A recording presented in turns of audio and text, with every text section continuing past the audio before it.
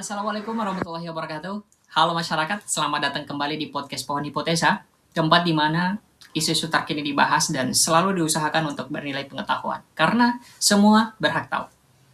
Di episode kali ini, episode kedua ya hitungannya, kita akan membahas sesuatu yang tiap hari bikin kita kesal, tiap hari bikin kita resah, lain sebagainya, dan mungkin sedikit formal, tetapi cukup serius untuk dibahas, yaitu komunikasi publik pemerintah.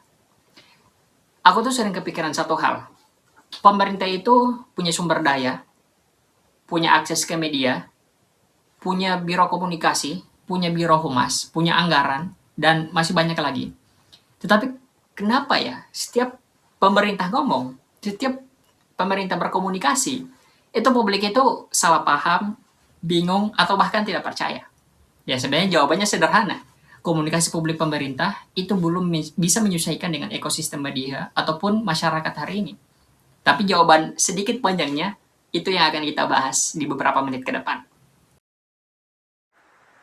Pernah nggak teman-teman nonton atau baca siaran pers dari pemerintah yang isinya abstrak, kaku, monoton, bertele-tele, penuh istilah teknis, dan ujung-ujungnya membuat masyarakat bertanya-tanya, terus apa intinya? Apa penjelasannya? Padahal sejauh apa yang aku pelajari di jurusan komunikasi, komunikasi publik itu sederhananya bisa buat publik paham, masyarakat paham, dan sebagainya. Tapi sejauh ini justru komunikasi publik yang dilakukan oleh pemerintah itu justru menjauhkan masyarakat dari pesan yang telah atau ingin disampaikan. Jadi kalau pesannya nggak nyampe, jangan heran kalau masyarakat ataupun publik itu membuat interpretasi sendiri. Media sosial itu tidak menunggu penjelasan resmi, dia membuat narasinya sendiri. Koordinasi pemerintah pun sering dinilai lemah. Ketika ada isu nasional yang naik, instansi A bilang aman, instansi B bilang sedang dikaji, instansi C bilang ini hoax, jangan percaya. Hasilnya apa? Ya publik semakin curiga, bukan publik yang semakin tenang. Orang-orang jadi mikir, ini pemerintah kenapa nggak kompak, gimana kita mau percaya gitu. Nah, inkonsistensi inilah yang sebenarnya bukan sekedar masalah komunikasi teknis, tapi ini soal persepsi legitimasi. Di era digital seperti ini, kepercayaan publik itu fragile banget. Satu kalimat yang salah, itu bisa lebih berdampak daripada satu kebijakan yang benar. Sekarang kita masuk kepada salah satu kesalahan terbesar yang sering dilakukan oleh komunikasi publik pemerintah, yaitu gaya komunikasi yang defensif. Teman-teman sadar gak sih? Pemerintah itu terkesan lebih fokus untuk membela diri di beberapa situasi. Mereka tuh terkesan lebih fokus untuk membela diri daripada menjelaskan situasi itu. Gak percaya? Ini buktinya. Iya, kita monitor terus. Saya kira situasi membaik ya. Jadi saya kira ya, mereka sudah punya SOP, punya protap.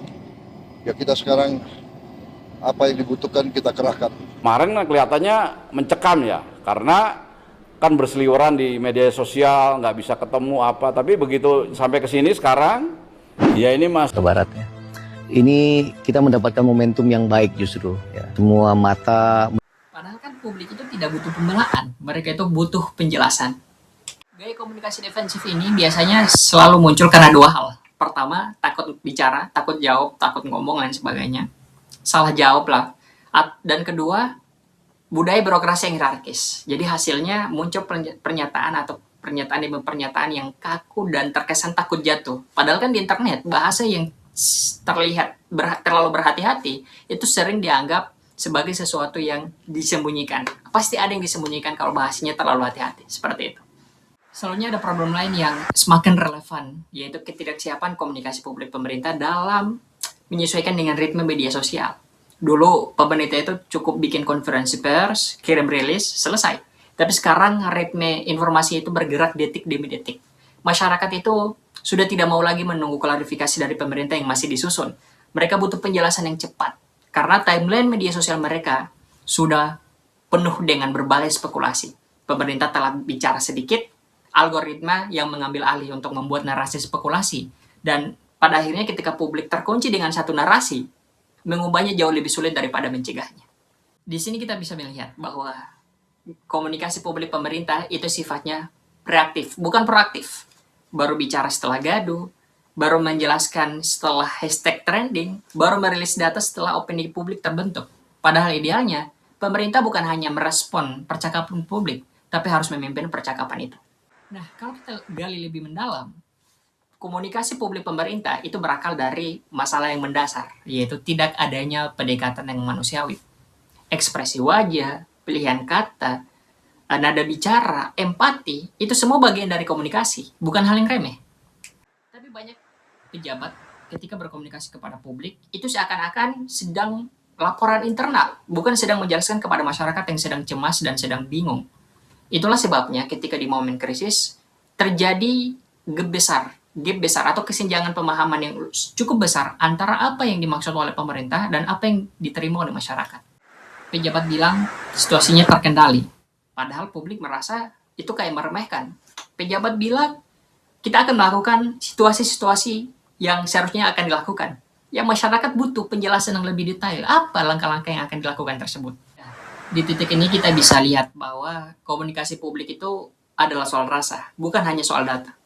Meskipun datanya benar, tapi cara menyampaikannya keliru atau tidak enak, publik itu bisa tidak percaya atau bahkan menjauh.